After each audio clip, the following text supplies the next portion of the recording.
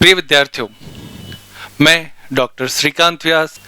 आज का जो हमारा पार्ट 3 है उसमें आप देखें हमने 3 टॉपिक लिए हैं। पहला टॉपिक जो हमने इसमें लिया है वो है आपका ओवर सब्सक्रिप्शन। उसके बाद में हमने लिया है फोरफीचर एंड री इश्यू। तो कुल मिला के आज हम 3 जो टॉपिक हैं उन पे बात करेंगे, समझेंगे। चलिए शुरू करते हैं सबसे पहले टॉपिक से। पहला है ओवर सब्सक्रिप्शन। प्यारे बच्चों, ओवर सब्सक्रिप्शन क्या होता है ये बहुत इंपॉर्टेंट पार्ट है, इसको ध्यान से समझें। देखिए बोर्ड पे मैं आपको बताता हूं। जैसे एक कंपनी है, उसने 1000 शेयर इश्यू किए, ठीक है। तो इश्यू कितने शेयर किए? 1000। अब होता क्या है कि चूंकि कंपनी बहुत फेमस है, ज़्यादा लोगों को वो अपील कर पाई है कि उनका बिजनेस अच्छा है, तो हुआ ये कि जो खरीदने के लिए लोगों की एप्लीकेशंस आई थी, वो एप्लीकेशंस जो थी वो ज़्यादा थी। फॉर एग्जांपल मान लें एप्लीकेशन आपकी आई 2000 शेयर्स के लिए एप्लीकेशन आई। तो ये जो स्थिति है कि शेयर तो कंपनी को इश्यू करने हैं 1000, लेकिन उसके लिए जो आपके एप्लीकेशंस आई थी वो थी 2000। इस स्थिति को कहा जाता है ओवर सब्सक्रिप्शन।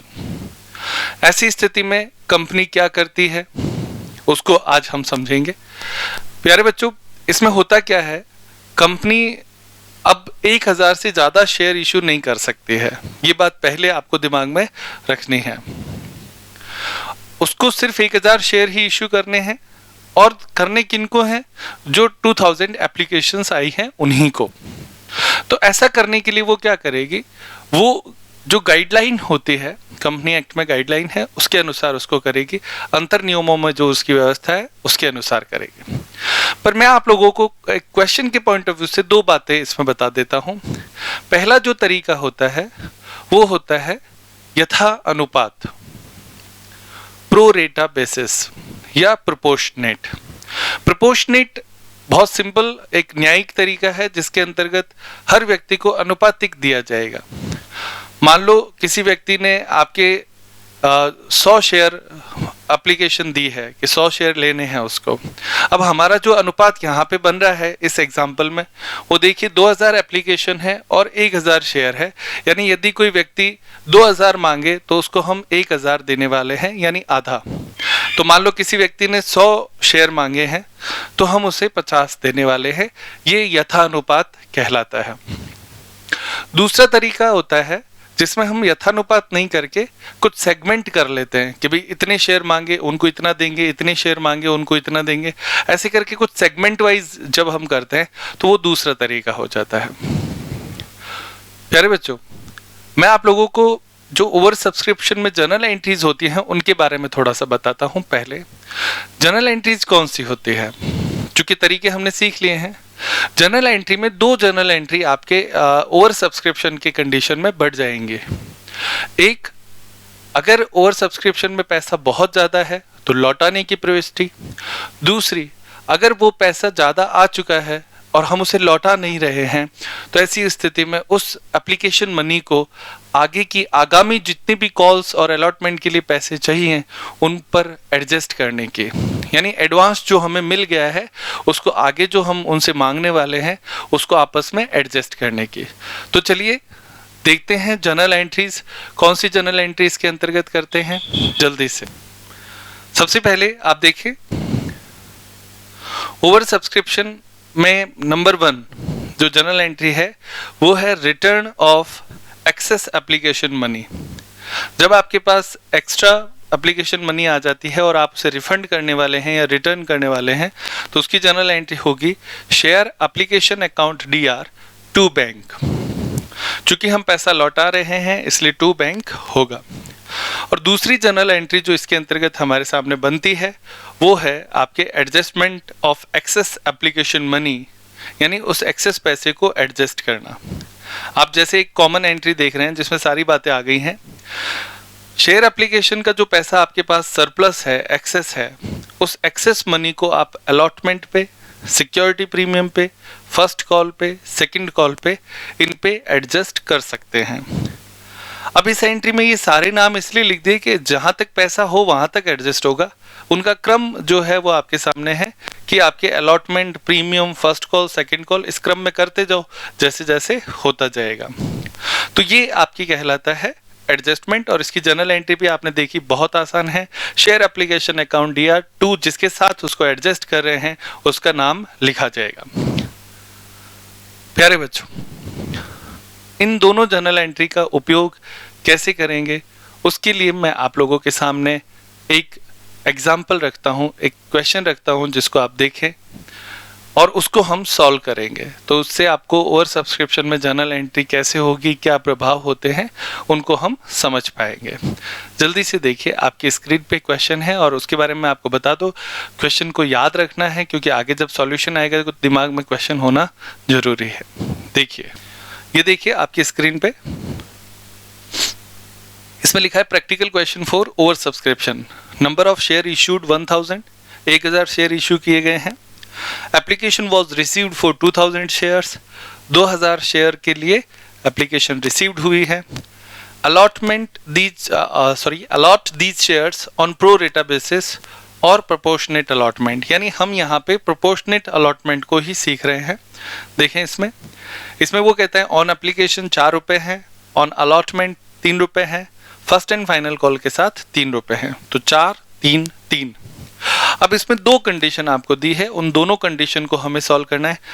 आप इस क्वेश्चन को याद रखें, 1000 शेयर, 2000 एप्लीकेशन, 4 रुपए एप्लीकेशन के साथ, 3 रुपए अलॉटमेंट के साथ और 3 रुपए फर्स्ट कॉल के साथ। 2 कंडीशन में पहली कंडीशन तो है use the extra application money for further requirement, यानी जितना भी आपके पास एक्स्ट्रा पैसा आता है उसको आगे जो रिक्वायरमेंट है उससे आप काम में ले सकते हैं। और दूसरी कंडीशन है use the extra application money only for allotment and refund the balance. ये दूसरी कंडीशन है। इसमें आपसे कहा गया है कि भी आप जितना भी एक्स्ट्रा पैसा है उसको सिर्फ अलॉटमेंट तक ही रोक सकते हो, यानी उतना ही उपयोग ले सकते हो। उसके बाद में यदि ज्यादा है तो उसे आप रिफंड कर दें। तो प्यारे बच्चों, ये आपका क्वेश्चन हुआ। आपने क्वेश्चन देखा, क्वेश्चन की कंडीशन आप लोगों को समझ में आई। अब मैं आपके सामने एक एक करके इसकी जनरल एंट्रीज आपके सामने प्रेजेंट करूंगा। आप ध्यान से देखना, दोनों ही कंडीशन में अलग अलग इसकी जनरल एंट्री किस प्रकार से होती है। चलिए स्टार्ट करते हैं। देखिए, जैसा कि आप हेडिंग देख रहे हैं, general entries in condition of over subscription. तो ओवर सब्सक्रिप्शन का जो अभी हमने क्वेश्चन देखा उसके आधार पर हम अब जनरल एंट्री करते हैं। सबसे पहली एंट्री बैंक की एंट्री की जाएगी, वो इस प्रकार है। देखें, bank account DR to equity share application account. इसमें अमाउंट 2000 एप्लीकेशन हमें मिली थी, 4 रुपए एप्लीकेशन पे लिया जाता है, तो कुल मिला के 8000 रुपए हमें प्राप्त हुए। ये आपके बैंक में अमाउंट रिसीव्ड की प्रविष्टि हो गई। अब उसके बाद आप देखें सेकेंड एंट्री जो ट्रांसफर की होती है। ट्रांसफर की एंट्री देखें, equity share application account DR to equity share capital account. आप देखें, इसमें हमने 1000 इंटू 4 किया है क्योंकि एप्लीकेशन 2000 मिली थी, लेकिन 1000 शेयर ही हम इशू कर रहे हैं, तो दोनों में से जो कम होता है वो इस एंट्री में आता है। तो कुल मिला के रुपए आपके जो कैपिटल में ट्रांसफर होंगे वो होगा 4000। आप देखें, इससे सरप्लस हुआ, surplus receive minus 4000 is equal to 4000, यानी 4000 रुपए का आपका सरप्लस हुआ। And it will be adjusted for allotment and first call. इसे हम अलॉटमेंट और फर्स्ट कॉल के साथ एडजस्ट कर देंगे। अब इसके बाद में हम थर्ड एंट्री करेंगे अलॉटमेंट ड्यू करने की।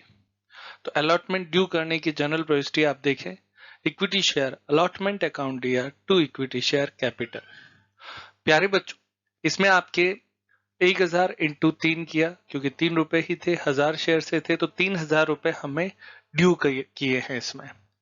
अब ये पैसा हमें मांग लिया है, कॉल कर लिया है। अब आप देखें, इसके बाद में हम कर रहे हैं एडजस्टमेंट एंट्री। आप देखें एडजस्टमेंट एंट्री में हमने जो सरप्लस हमें मिला था उसी को हम एडजस्ट कर रहे हैं अलॉटमेंट और फर्स्ट कॉल के साथ। आप देखें equity share application account DR to equity share allotment और टू फर्स्ट कॉल। 4000 जो आपको सरप्लस मिला था उसको आप 3000 रुपए अलॉटमेंट में और 1000 रुपए फर्स्ट कॉल पे एडजस्ट कर रहे हैं। आप देखें ये एक नोट लिखा है मैंने, surplus of application was 4000 and it was adjusted 3000 for allotment and balance for the first call। ये चौथी एंट्री एडजस्टमेंट एंट्री कहलाती है, बहुत इंपॉर्टेंट है। अब हम बैंक की एंट्री करेंगे, अलॉटमेंट के बैंक की एंट्री। आप देखें bank account DR to equity share allotment, bracket में लिखा है एडजस्टेड और अमाउंट में हमने लिखा है निल। यानी अलॉटमेंट पे हमने 3000 रुपए मांगे थे, वो 3000 रुपए हम पहले ही एडजस्ट कर चुके हैं, इसलिए अब कोई पैसा प्राप्त नहीं होगा, इसलिए इस एंट्री को नहीं करेंगे तो भी चलेगा, या आप निल लिख सकते हैं। अब हम करेंगे फर्स्ट कॉल ड्यू की एंट्री। फर्स्ट कॉल ड्यू की एंट्री देखिए प्यारे बच्चों, equity share first call account DR to equity share capital, ये ड्यू की एंट्री हुई। 1000 शेयर 3 रुपए से 3000 रुपए आप मांग रहे हैं। अब हमें इसके बाद में करनी है बैंक की एंट्री। तो बैंक की एंट्री करने से पहले मैं आपको बता दूं कि देखो 1000 रुपए फर्स्ट कॉल का ऊपर हमें मिल चुका है चौथी एंट्री में और हम मांग रहे हैं 3000, तो वास्तव में हमें जो बैंक में रिसीव्ड होगा वो होगा आपके 2000।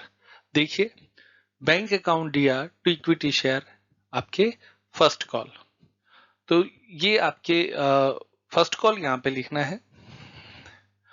तो ये 2000 रुपए हमें प्राप्त हुए। उसके बाद में आप देखें नेक्स्ट कंडीशन हम देखते हैं। नेक्स्ट कंडीशन है second condition was if surplus is only used for allotment and refund the balance. यानी हमें जो सरप्लस मिला उसको हम अलॉटमेंट तक उपयोग में लेते हैं और उसके बाद में उसे वापस जिन शेयर होल्डर्स ने दिया था उनको वापस लौटा देते हैं। तो ऐसी सिचुएशन में देखो बाकी सारी प्रविष्टियां सेम होगी, केवल 2 जगह पे चेंज आएगा।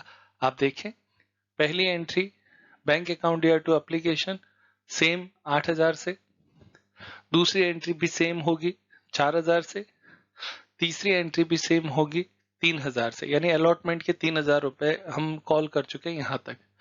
अब आता है एडजस्टमेंट एंट्री, केवल यहां पे चेंज होगा प्यारे बच्चों, इसको याद रखना है। ये देखें equity share application account DR to allotment और टू बैंक। आप देखो 1000 रुपए क्या हो गए, रिफंड कर रहे हैं। ये ही कंडीशन थी कि अलॉटमेंट तक आप एडजस्टमेंट करें और उससे ज्यादा जो रुपए है उसे लौटा दे, तो वो इसी में ही टू बैंक रिफंड की एंट्री 1000 रुपए आ गई। रेड इंक से मैंने इसको हाईलाइट कर दिया है, यानी पिछले और इसमें केवल यहाँ पे चेंज होगा। उसके बाद में आप देखें 5वीं एंट्री फर्स्ट कॉल ड्यू करने की, कोई चेंज नहीं है। और उसके बाद में आपके 7वीं एंट्री जिसमें हम पैसे प्राप्त करते हैं, चूंकि इस पर फर्स्ट कॉल का कोई भी पैसा एडवांस नहीं मिला था, इसलिए सारा जो जनरल एंट्री है वो इसी प्रकार से हो जाएगी, यानी bank account DR to first call 3000 रुपए। इस प्रकार हमने दोनों ही परिस्थितियां जब ओवर सब्सक्रिप्शन होता है उसको देखा। हाँ तो विद्यार्थियों आपने देखा, हमने कंप्लीट सॉल्यूशन किया, आप लोगों को अच्छे से समझ में आया होगा दोनों ही कंडीशन में कौन कौन सी जनरल एंट्री होती है, क्या क्या चेंज होते हैं, दोनों ही हमने समझे। ये हमारा पहला पार्ट जो आज हमने लिया था ओवर सब्सक्रिप्शन, उसको एक छोटे एग्जाम्पल के माध्यम से आपको बताने की कोशिश की गई है कि ओवर सब्सक्रिप्शन क्या होता है और उसमें किस तरह की जनरल एंट्रीज की जाती है। मैं आपको ये बात पहले ही कह चुका हूँ, मेरा उद्देश्य बहुत सिंपल, आपको बेसिक जानकारी देना है। स्पेशलाइज्ड या एक्स्ट्रा जो है वो आप अपने स्वतः ही सीख जाएंगे, क्योंकि मेरा मानना है अगर बेस अच्छे होंगे तो आप अपने आप किताब को देखकर बेहतर सीख पाएंगे।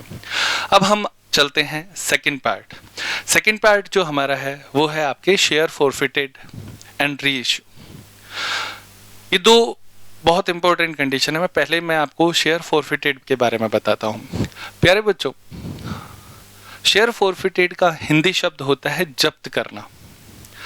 जब कोई कंपनी किसी अंशधारी के न पेमेंट करने की स्थिति में उसके अंशों को जब्त कर लेती है तो इसे फोरफीचर कहते हैं, जब्त करना। होता ऐसा है कि जब मान लो एक शेयर होल्डर है, उसके पास 100 शेयर थे, उसने एप्लीकेशन मनी तो दे दी थी क्योंकि उसने अप्लाई किया था, उसी समय वो ले लिया, पर आगे वो अलॉटमेंट या फर्स्ट कॉल या सेकंड कॉल नहीं दे पाया, यानी जब उससे पैसे मांगे गए वो नहीं दे पाता है किसी भी कारण से। तो ऐसी स्थिति में कंपनी के अंतर नियम उसे छूट देते हैं कि वो उन अंशों पर जो प्राप्त राशि है उसको जब्त कर ले, प्राप्त राशि को जब्त कर ले। तो इसे फोरफीचर कहते हैं, यानी अब उस अंश पर उस व्यक्ति का अधिकार समाप्त हो जाएगा और वो अंश कंपनी के हो जाएंगे और उस पे जो पैसे वो दे चुका है वो भी अब कंपनी जब्त कर लेगी। इसे फोरफीचर कहते हैं। इसकी जनरल एंट्री हम अभी देखेंगे, पर उससे पहले मैं आपको साथ ही री इश्यू और बता देता हूं, क्योंकि ये इंटरलिंक्ड है। क्योंकि जब आप अंशों को जब्त करेंगे तो उसके बाद में आपको उन्हें री इश्यू भी करना होता है। री इश्यू नाम से पता चल रहा है, जो अंश आपने जब्त किए उनको कंपनी क्या करती है, री इश्यू करती है। उन अंशों को री इश्यू करने के लिए उसके पास सममूल्य पर री इश्यू कर सकती है, प्रीमियम पर कर सकती है और पुराने नियमों के अनुसार डिस्काउंट पे भी कर सकती है। री इश्यू की जनरल एंट्री बहुत सिंपल है, वो भी हम देखेंगे। री इश्यू के बाद में एक घटना और अपने और होती है कि जब आप री इश्यू करते हो तो उस पे प्रॉफिट ऑन री इश्यू होता है, तो उस प्रॉफिट ऑन री इश्यू को भी कैपिटल रिजर्व में ट्रांसफर करना होता है। तो मैं आप लोगों को दोनों कंडीशन समझा चुका हूं, फोरफीचर क्या होता है और री इश्यू क्या होता है। चलिए देखते हैं इसकी जनरल एंट्रीज, फिर उसके बाद में उसका प्रैक्टिकल क्वेश्चन भी देखेंगे। जनरल एंट्रीज इस प्रकार से है। सबसे पहले आप देखें, आपकी स्क्रीन पे है फोरफीचर ऑफ शेयर्स, जब्त करने की एंट्री। बच्चों ये बहुत बड़ी एंट्री दिखाई दे रही है, लेकिन घबराने की जरूरत नहीं है। मैंने एक्चुअली एक ही जनरल एंट्री में सारी कंडीशन आपके लिए पुटअप कर दी है। सबसे पहले आप देखें शेयर कैपिटल अकाउंट डेबिट। जब भी अंश जब्त किए जाएंगे शेयर कैपिटल डेबिट होगा, और कौन सी अमाउंट से, कॉल्ड अप अमाउंट, यानी जिस समय आप जब्त कर रहे हैं उस समय कितना पैसा मांगा जा चुका है वो यहाँ पे लिया जाएगा। उसके बाद में इफ क्लॉज डाल के रेड इंक से लिखा है सिक्योरिटी प्रीमियम। अगर सिक्योरिटी प्रीमियम हो और वो प्राप्त न हुआ हो, called up amount if not paid, यानी सिक्योरिटी प्रीमियम यानी प्रीमियम पे इश्यू किया था और मांग भी लिया गया है और प्राप्त नहीं हुआ है, तो सिक्योरिटी प्रीमियम भी डेबिट होगा। तो डेबिट में ये दो ही बातें आएंगी, तो आप इसको याद रखें, share capital account DR, security premium account DR. 2, अब 2 में आपके देखो to allotment, to first call, to second call, ये 3 नाम आपने देखे। इन तीनों के आगे लिखा हुआ है एरियर अमाउंट, यानी जो पैसा वो नहीं दे पाए, यानी अलॉटमेंट नहीं दे पाए तो टू अलॉटमेंट लिखेंगे, फर्स्ट कॉल नहीं दे पाए तो टू फर्स्ट कॉल लिखेंगे, और सेकंड कॉल नहीं दे पाए तो टू सेकंड कॉल लिखेंगे। यानी जो नहीं मिला है वो यहाँ पे लिखा जाता है। उसके बाद में इफ क्लॉज में फिर से लिखा है टू डिस्काउंट ऑन इशू, यानी अगर मान लो सिक्योरिटी प्रीमियम पे नहीं होकर डिस्काउंट पे इशू किया है, ये पुराने नियमों में है, वर्तमान में ऐसी स्थिति नहीं देखने को मिलेंगी। तो अगर डिस्काउंट ऑन इशू हो तो वो भी टू किया जाता है इफ गिवन, अगर दिया गया हो तो ये जो रेड इंक से मैंने लिखे हैं वो इफ क्लॉज है, यानी अगर कंडीशन हो तो हमें लेने हैं, अदरवाइज नहीं लेने हैं। और उसके बाद में सबसे लास्ट में जो हमेशा इस जनरल एंट्री में आएगा वो होगा टू शेयर फॉरफीचर अकाउंट। ये शेयर फॉरफीचर अकाउंट आपके होता है वो पैसा जो उस व्यक्ति से हमें मिला था और हम उसे जब्त कर रहे हैं। तो कितना पैसा हम जब्त कर रहे हैं वो यहाँ पे आएगा, amount received on this share till date, यानी उस अंशों पर जितने रुपए हमें प्राप्त हो गए हैं वो इसके अंतर्गत आएंगे।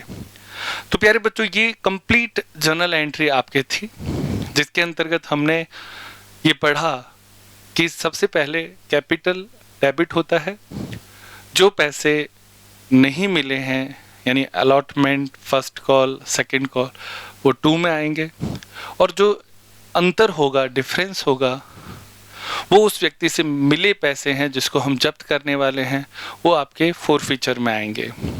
तो ये इसकी कंडीशन आपके है। जनरल एंट्री आप लोगों को याद होगी। इसमें सारी कंडीशन मैंने डाल दी है। रेडिंग जो है वो कंडीशनल सेंटेंसेस हैं, यानी अगर प्रश्न में हो तो उसके अनुसार अपने को उसको लेना होगा। फोरफीचर की एक ही एंट्री होती है जिसमें मैंने सारी पुटअप करी है, आप उसे अच्छे से याद करें, बहुत मुश्किल काम नहीं है, जब्त की एंट्री बहुत आसान होती है। अब हम बढ़ते हैं आगे री इश्यू पे। री इश्यू में मैंने आपको बताया ये जो अंश हम जब्त करते हैं उनको कंपनी वापस री इश्यू करती है। तो री इश्यू करने पर उसकी जनरल एंट्री क्या होगी, चलिए देखते हैं आपकी स्क्रीन पे जल्दी से। इसमें आप देखें री इश्यू ऑफ शेयर, पहली एंट्री में आपके लिखा है बैंक अकाउंट डीआर, क्योंकि देखो पैसे आएंगे आप री इश्यू करेंगे तो bank account DR, amount received, to share capital और to security premium. To share capital अगर सम मूल्य पर है तो इतना ही होगा, और अगर प्रीमियम के साथ करे हो तो टू सिक्योरिटी प्रीमियम भी हो जाएगा। बहुत सिंपल है, bank account DR, to capital, to premium. अगर आप डिस्काउंट पे इश्यू करते हो, मैं फिर से एक बार कह देता हूँ, डिस्काउंट पे री इश्यू करने का भी प्रावधान नहीं है, लेकिन अगर होता है पुराने नियमों के अनुसार तो bank account DR, share forfeiture account DR, to share capital, यानी जो डिस्काउंट है उसे डिस्काउंट नहीं लिख के शेयर फोरफीचर लिखा जाता है। शेयर फोरफीचर लिखने का मतलब है कि जो पीछे जब्त किए थे पैसे उसी में से हम डिस्काउंट दे देंगे, तो कंपनी को लॉस नहीं होगा। तो bank account DR, share forfeiture account DR, to share capital, ये आपकी दो एंट्री री इश्यू की हुई।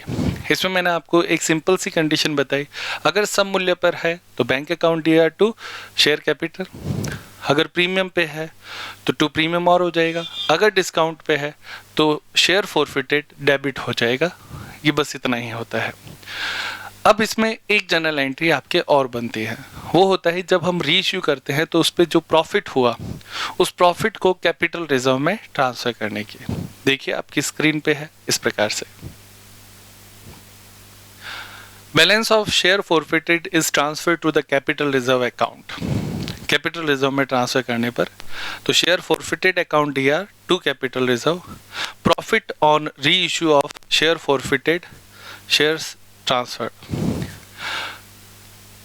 प्यारे बच्चों, ये जो जनरल एंट्री है share forfeited to capital reserve, इसमें एक बात बहुत महत्वपूर्ण है, जितने अंश आपने री इश्यू किए हैं उससे संबंधित शेयर फोरफिटेड का जो बैलेंस है वो ही ट्रांसफर होगा। वैसे मैंने आपको आगे एक एग्जांपल बताने वाला हूँ, उसमें ये बात आ जाएगी कि कितना हिस्सा कैसे ट्रांसफर करते हैं, पर आप लोगों को याद रखना है कैपिटल रिजर्व में केवल उन्हीं अंशों का फोरफिटेड का हिस्सा ट्रांसफर किया जाएगा जिनको री इश्यू किया गया है। तो चलिए, मैं उम्मीद करता हूँ आपको समझ में आया होगा। अब हम देखते हैं इसका एक numerical question, practice question 4, forfeiture and re issue. आप इसमें कंडीशन देखें, नंबर ऑफ शेयर इश्यूड है 1000, 10 रुपये पर शेयर के हिसाब से है, एप्लीकेशन 5 रुपये, अलॉटमेंट 3 रुपये, फर्स्ट एंड फाइनल कॉल 2 रुपये। तो 1000 शेयर इश्यू हो रहे हैं, 5 रुपये, 3 रुपये और 2 रुपये हम उस पर कॉल कर रहे हैं।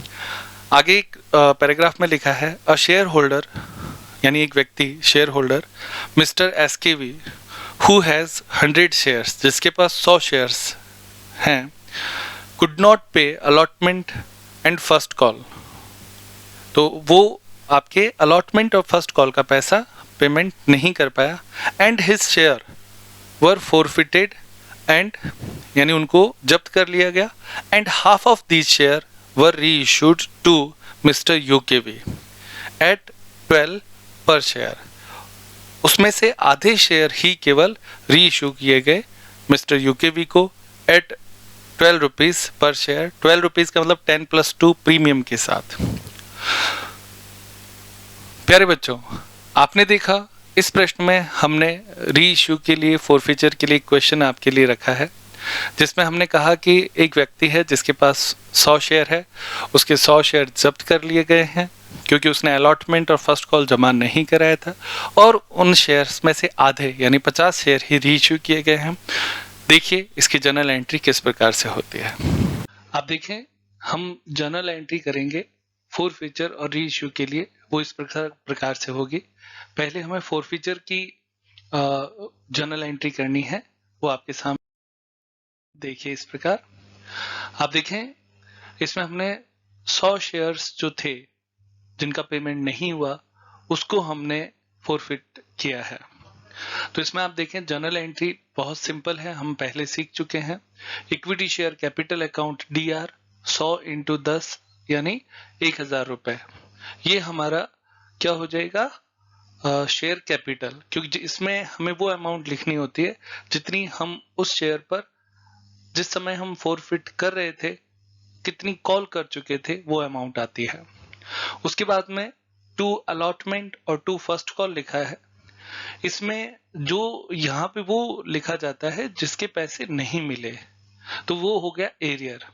तो अलॉटमेंट भी 100 शेयर थे, उन पे 3 रुपए से नहीं मिला तो 300 रुपए, और फर्स्ट कॉल 100 शेयर पे 2 रुपए से नहीं मिली, इस कारण से हमने उसको फोरफिट किया। इसके बाद में थर्ड नंबर पे आप देखिए इसमें लिखा है 2 शेयर फोरफिटेड अकाउंट। इसमें 2 तरीके होते हैं, या तो आप बैलेंसिंग फिगर से ले लो या ये 100 इंटू 5 यानी जितने रुपए उस शेयर होल्डर से प्राप्त हो गए वो यहाँ पे लिखे जाते हैं। तो ये बच्चों प्यारे आपने जो जर्नल एंट्री है वो है फोरफिचर के, बहुत सिंपल एंट्री है। कैपिटल इसमें हमेशा डेबिट होता है, जिसके पैसे प्राप्त नहीं हुए वो 2 में आ जाता है, और जो डिफरेंस है वो आप शेयर फोरफिटेड लिख देते हो। इस प्रकार हमने 100 अंशों को जब्त किया, और इसमें नोट करने वाली बात यह है 1000 रुपए में से 500 रुपए हम फोरफिचर में ट्रांसफर कर रहे हैं, जिसको हम शेयर फोरफिटेड कह रहे हैं। तो 500 रुपए आपको याद रखना है। अब हम इसके आगे बढ़ते हैं और देखते हैं री। तो री इश्यू में आप देखें हमने री इश्यू में आपने देखो लिखा है री इश्यू ऑफ हाफ शेयर। हम केवल आधे शेयर यानी 50 shares were issued at 12 per share, 12 रुपए पर शेयर के हिसाब से री इश्यू कर रहे हैं। तो सबसे पहले जो री इश्यू है वो प्रीमियम पे हो रहा है, क्योंकि 12 रुपए का मतलब हो गया 10 + 2। तो री इश्यू करने पर पैसा आता है तो उसकी जनरल एंट्री होगी bank account DR 2 equity share capital और 2 सिक्योरिटी प्रीमियम। 50 शेयर इश्यू किए तो बैंक में लिखेंगे 50 × 12 600, 50 × 10 500, और प्रीमियम हो जाएगा 50 × 2 100। ये आपके री इश्यू की एंट्री होगी। इससे हमने 50 शेयर यानी 100 जब्त किए थे, जिसमें से 50 शेयर हमने री इश्यू कर दिए, आधे किए। तो जब हम आधे री इश्यू करते हैं तो अब आगे अगली एंट्री हमें एक और करनी पड़ेगी, वो देखिए वो है आपके share forfeiture account debit to capital reserve account 250 रुपए से 250। ये होता है profit on reissue transfer की एंट्री। प्रॉफिट ऑन री इश्यू कैसे आएगा ये भी मैं आप देखो नीचे कैलकुलेशन मैंने बता रखी है, आप ध्यान से देखें। हमने टोटल फोरफिचर का जो बैलेंस हमारे पास था वो 500 रुपए था, जब हमने जब्त किए थे 500 रुपए थे, उसमें से हम लेस कर देंगे हाफ पार्ट ऑफ 500 जो अनइश्यूड के लिए था, यानी जितने शेयर हमने इश्यू नहीं किए उनका हिस्सा कितना है। क्योंकि आधे शेयर हमने इश्यू किए और आधे इश्यू नहीं किए, तो इसका मतलब हुआ कि जो शेयर फोरफिटेड है उसका भी आधा हिस्सा जो है वो आपके अनइश्यूड रह गया। तो 500 में से 250 घटाएंगे, शेष जो बैलेंस बचा वो री इश्यू का प्रॉफिट कहलाएगा। ये री इश्यू का प्रॉफिट इसलिए हुआ क्योंकि हमने प्रीमियम पे इश्यू किया। अगर डिस्काउंट पे इश्यू करते तो ये बैलेंस इसमें से जितना हम डिस्काउंट देते वो लेस हो जाता। फिलहाल इस प्रश्न में इतना ही है। तो इसमें आप देखें ये आपकी क्या हुआ 250 रुपए कहां से, आपको कैलकुलेशन समझ में आ गई होगी। तो ये आपके कहलाता है आपके प्रॉफिट ऑन री इश्यू, तो जो कि अपनी इंपॉर्टेंट एंट्री होती है। ये बच्चों विशेष रूप से ध्यान रखनी है। जितने शेयर इश्यू करते हैं री इश्यू करते हैं उसी से रिलेटेड पार्ट यानी प्रोपोर्शनेट लेना होता है। आप ये समझ लो कि जो शेयर फोरफिटेड हैं उसमें जो बैलेंस है उसमें से जितने शेयर आप इश्यू करते हो तो इसके एक तरीके से 2 हिस्से हो गए, वो हिस्सा जो इश्यू किया और वो हिस्सा जो इश्यू नहीं किया। तो इश्यू करना और नहीं करना दोनों का जो अनुपात होता है उसी अनुपात में इसको बांटते हैं। प्रॉफिट हमेशा वो ही माना जाएगा जो हम री इश्यू कर देते हैं। अब आपका प्रश्न ये होगा कि सर 250 रुपए जो अन इश्यूड के बच गए उसका क्या करना है, तो वो शेयर फोरफिटेड के नाम से बैलेंस शीट में लिखे जाएंगे। ये इतना ही है। तो प्यारे बच्चों इसमें हमने दोनों ही जर्नल एंट्रियां कर ली हैं, री इश्यू की भी और उसको रिजर्व में ट्रांसफर करने की। हाँ तो प्यारे बच्चों, आपने देखा सारी जर्नल एंट्री पूर्ण हुई, अच्छे से आपको समझ में आया होगा। आज हमने 3 टॉपिक कंप्लीट किए, over subscription, forfeiture and reissue. उनकी जर्नल एंट्रीज समझी, उनके क्वेश्चंस भी हमने सॉल्व किए ताकि हम उसको बेहतर अंडरस्टैंडिंग के लिए समझ पाएँ। उम्मीद करता हूँ आप लोगों को अच्छा लगा होगा। आप हमारे चैनल पे इससे पहले के जो हमारे वीडियोस थे उनको देख सकते हैं, पार्ट 1 और पार्ट 2 भी। चलिए आज का टॉपिक यहीं समाप्त करते हैं, मिलते हैं नए टॉपिक के साथ अगले वीडियो में। नमस्कार।